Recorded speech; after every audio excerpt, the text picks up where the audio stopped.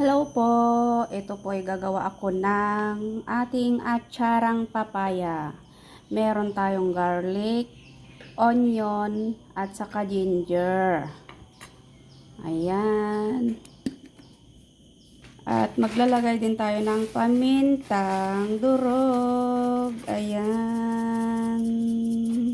Tapos lalagyan ko ito siya ng 4 na kutsarang sugar, white sugar.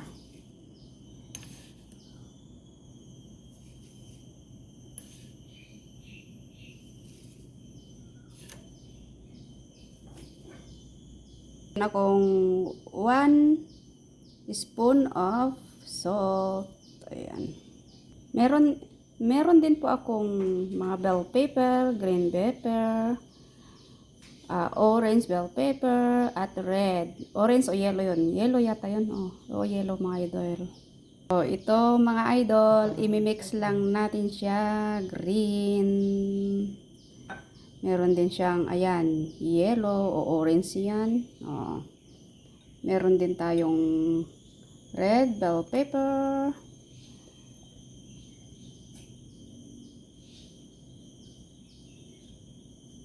At syempre, ito yung ating carrots. Ayan.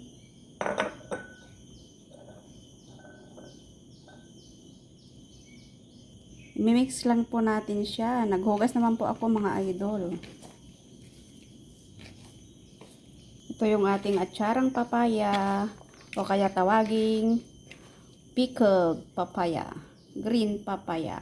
Ito po yung paborito ng mga Pinoy at Pinay. Ayan. Philippine food. Ito po. Paborito po yan ng lahat. Ayan. Lagyan din natin siya ng white vinegar, ang mga idol. Ayan.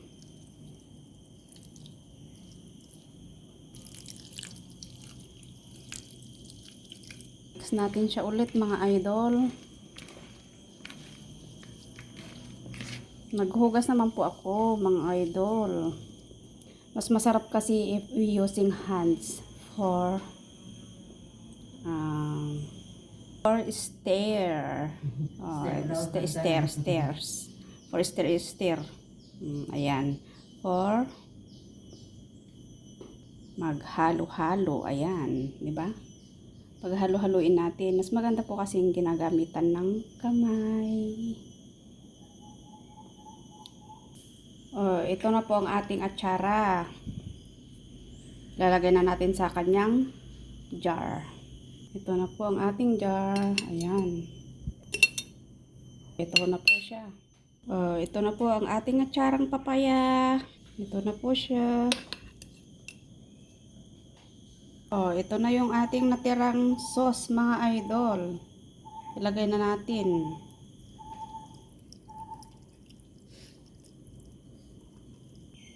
Ito na ang aking pickle. Charan, di ba? Ayan.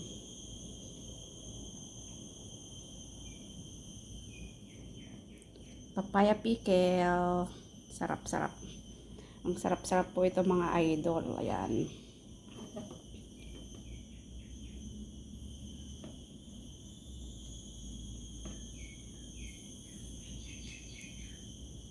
Nagawa mo.